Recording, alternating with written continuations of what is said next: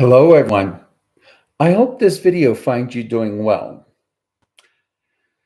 What I want to go ahead and discuss with you, you've probably seen already in the description, is going to be hate and forgiveness.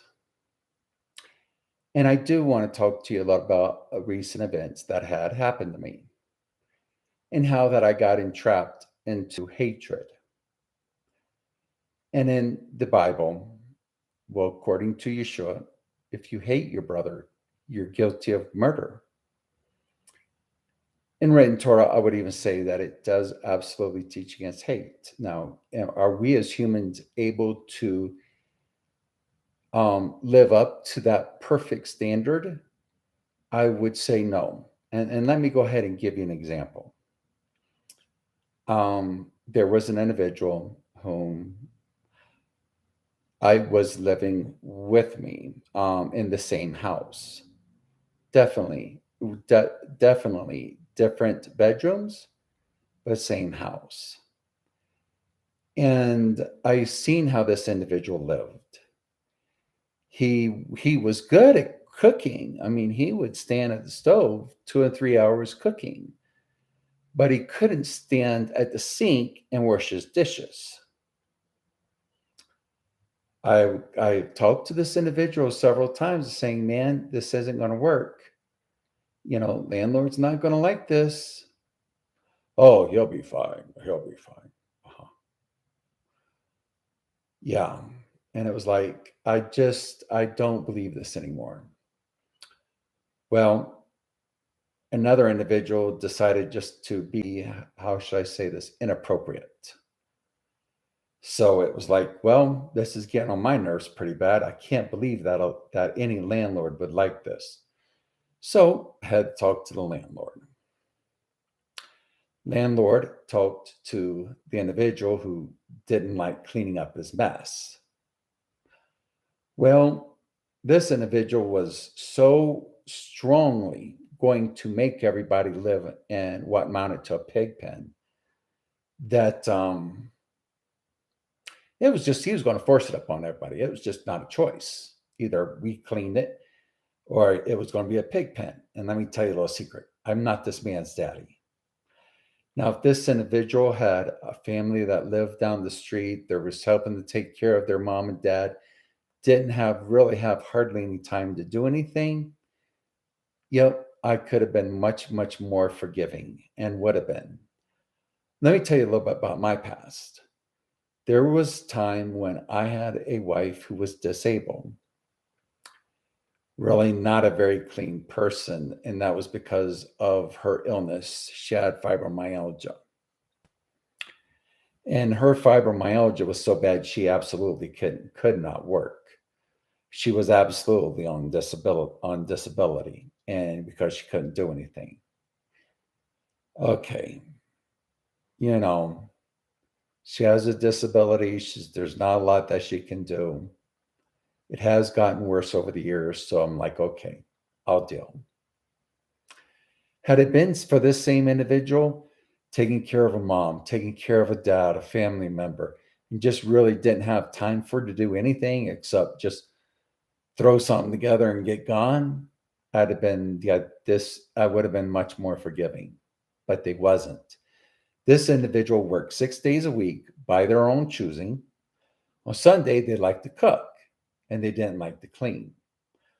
My theory is, well, tell you what, let me tell you about myself. I am severely disabled. I cannot work at a Target. I cannot work at a Del Taco. I cannot work anywhere I would have to be moving stuff, standing up all the time. I just can't. It is absolutely 100%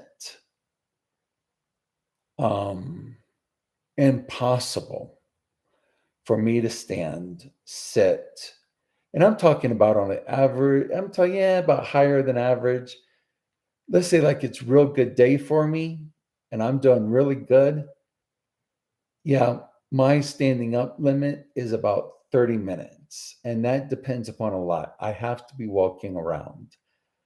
I have to be moving. in order for me to be up for the 30 minutes. I have to be like taking a short walk to Target or short walk to Safeway or to the neighbor's house. I have to be moving or sweeping the floors or doing something, cleaning or something. I can't be just standing still. I have to be doing something. And then I can be up for about 30 minutes. Then I have to sit down for 30 minutes. And then I can get back and do more stuff for 15 minutes. And like this includes cleaning the house.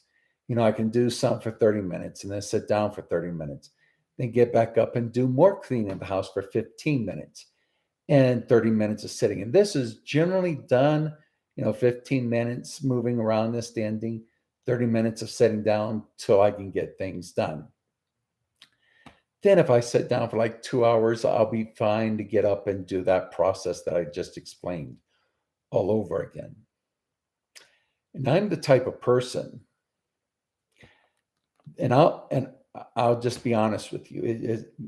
Some people would say, well, you're very prideful. I will not disagree with that. I will not disagree with that at all. If anyone's ever heard the song, and I don't know if it was Charlie Pride. No, it wasn't Charlie Pride. If it was Charlie Daniels or Hank Williams Jr. But one of them sung that about long-haired country boy. And in that song, they state, if I can't get it on my own, I don't want it. Right here, folks. I would rather die on the side of a highway. I would rather die on a sidewalk than to ask people for help. And a few times I've been close, real close. And I do it again because I don't ever ask for help. People offered the help. Generally speaking, yeah, I'll go ahead and accept it. But if you think I'm coming up to anybody and asking for help, yeah, let me explain it to you in this way. Hell will freeze over before I ask for help. And I couldn't mean that more if I tried. So I don't ask for a clean house. I'm severely disabled and I get the house clean. I do my part, period.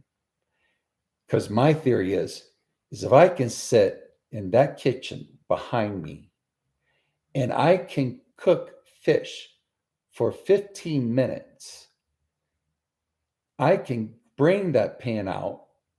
I can put the fish into a bowl or a plate or whatever I'm going to be using. And I can stand at that sink for 5 minutes and get it done. And I have done it many times over without asking for help. And I'll do it many more times without asking for help. I have cleaned the floors in the basement and have never asked for help. And I never will. I clean different areas of the house whenever it seems like I need to. And I don't ask for help. I get it done.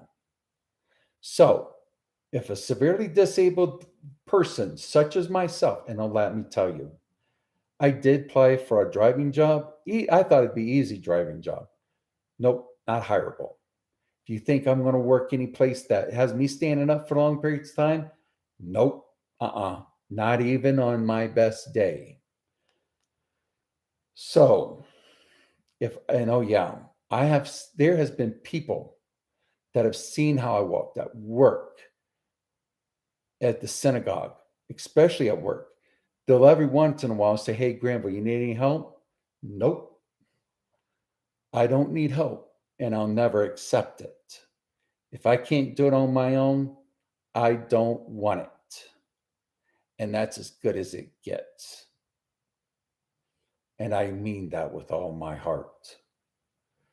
I woke, even when I'm hurting, I still clean house. I still make sure my areas are clean, white, glove, clean. And for this 28, 30 something year old man that can't even stand, he can cook for 3 hours, but he can't stand at a kitchen sink for a half of an hour. Listen, I'm not the smartest man in the world, but I know better that I know that he can stand there for an extra 30 minutes and clean up a kitchen. When he bring you, no one's going to convince me that you can bring a pizza box full of pizza into the kitchen, sit there and eat it, and that you cannot go out and put it into a garbage bin. If you can bring it in, you can take it out. If I can bring it in, I can take it out. So that was the root of my hating him, was he was doing far less than what a severely disabled person could do. And my theory is if you can cook for a half hour, you can stand out of kitchen for 5 minutes and get it clean. Let's get real with one another. It's that this individual wanted to be a hog. And people who, oh yeah, I can cook for half hour. Oh no, I can't stand for 5 minutes inside of a kitchen and clean it. Listen, let me make this abundantly clear as I know how to make it. It's not that they can't, it's that they don't want to. Because if I, as a severely disabled person who anybody can take a look, once my case is over with this drunk driver, I am more than happy to release all my medical records and let everybody take a look at how severely disabled I am. So if I can bring in a pizza box full of pizza, set it on a table and sit down, I know I can damn sure as hell walk it out to the garbage can that may be about 100 feet away. And so can anybody else. If you're not on a cane, if you're not, even if the person's wheelchair bound, yes, they need extra help, but they can do a little something. And I get that, with people in wheelchairs. But if you're not in a wheelchair, you can do something. If I can stand in that kitchen and clean and cook for 15 minutes, I can stand in that kitchen for 5 minutes and absolutely make sure it's clean. And I have. I have absolutely done it many times over. Granted, I came back to the couch, hurting, but like I said, I don't ask for help from no one. I would rather die on a sidewalk in the dead of winter than ask for any help. And no matter how bad I'm hurting,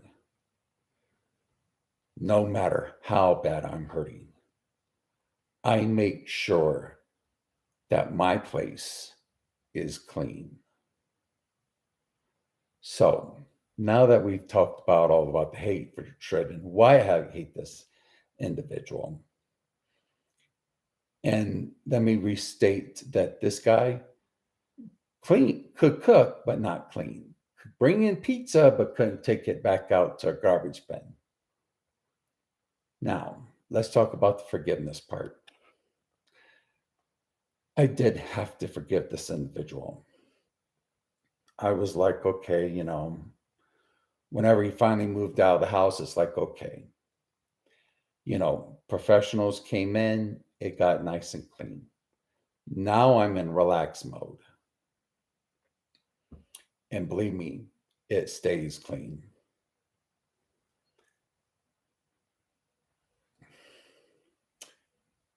I had to sit down and get rid of a lot of hate for this individual because he was just plain lazy. And I don't deal well with plain lazy. When I, as a severely disabled person, can keep my part of the house clean and someone else can't, it's a real issue. And I have no problems of letting people see me, how I walk and how bad it can hurt for me to get up. And if I could clean house, so can he. And it was like, okay, the individual's out of the house. The house has been cleaned by professionals. It looked really great. It's like, okay.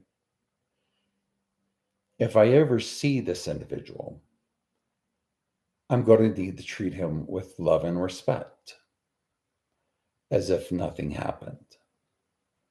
So, what's it look like for me to forgive? Number one, I will always remember how bad of a of a housemate that he really was, and I would never ever even entertain the idea of him wanting him to come over. I would be afraid of how much he would disrespect the house. But if I see him in public, I need to treat this individual with love and respect. And that's an absolute fact.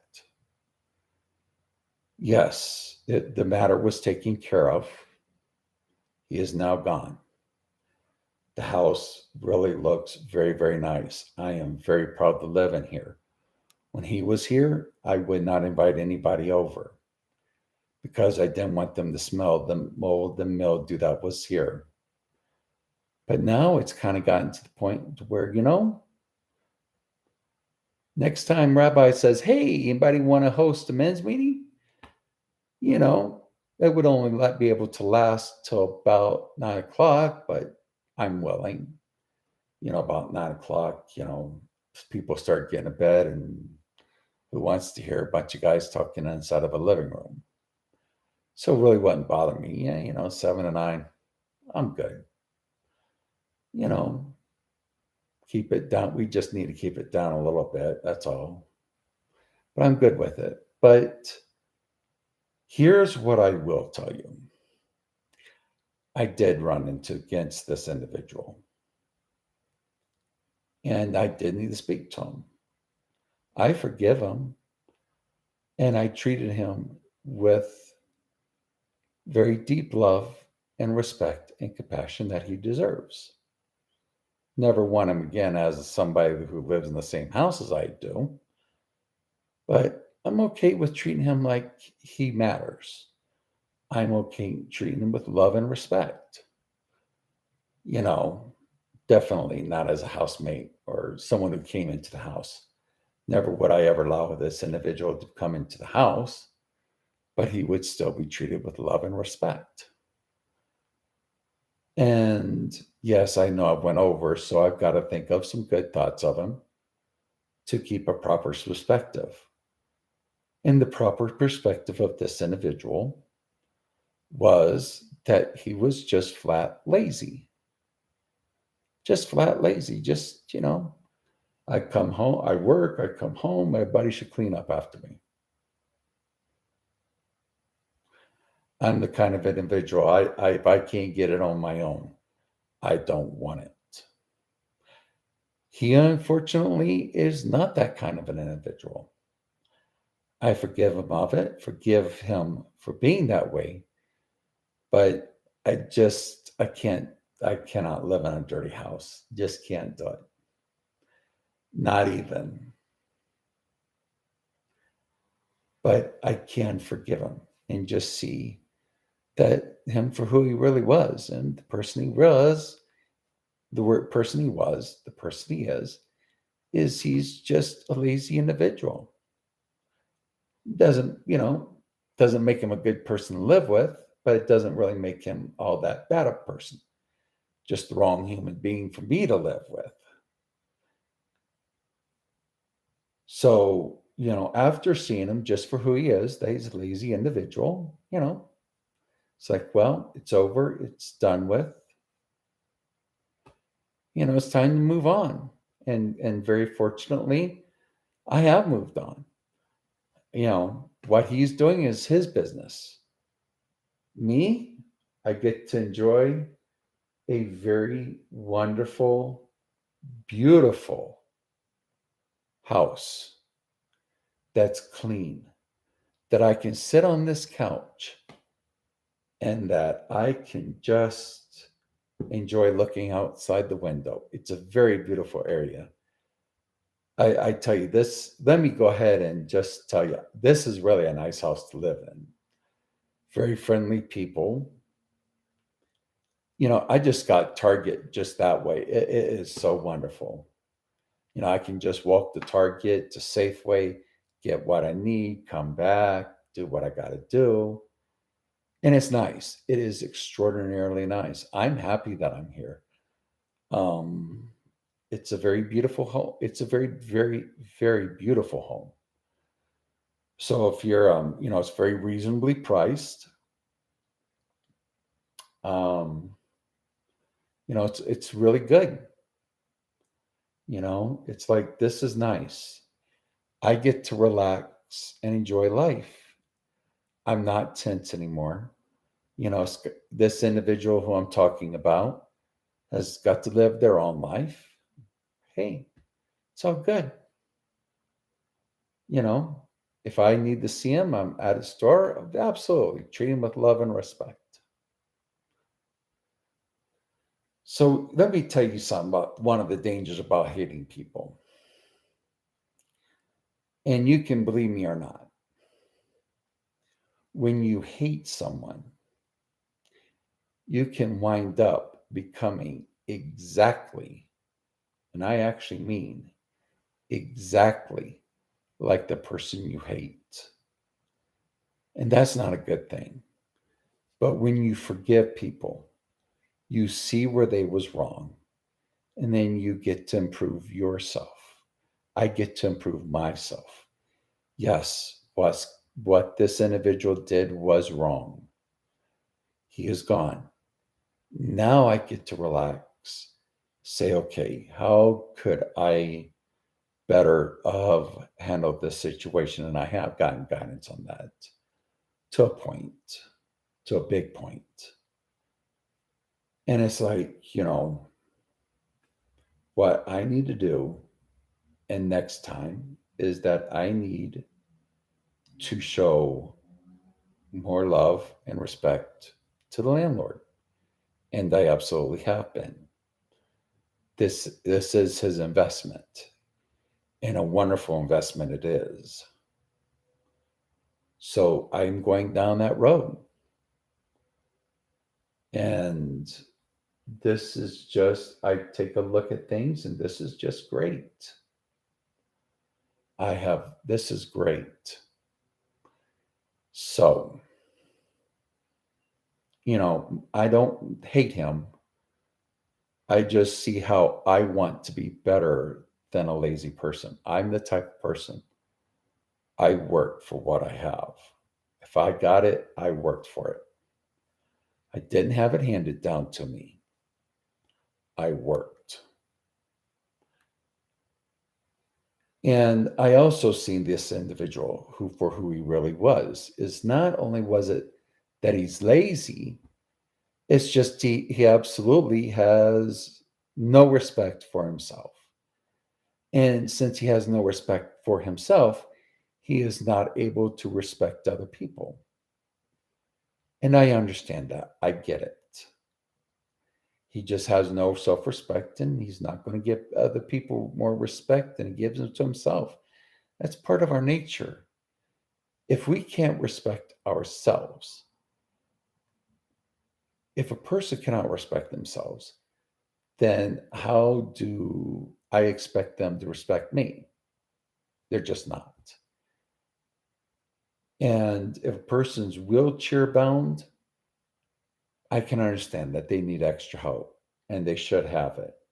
Absolutely. But if a person's not wheelchair bound, they're able to do things. It's just they don't want to.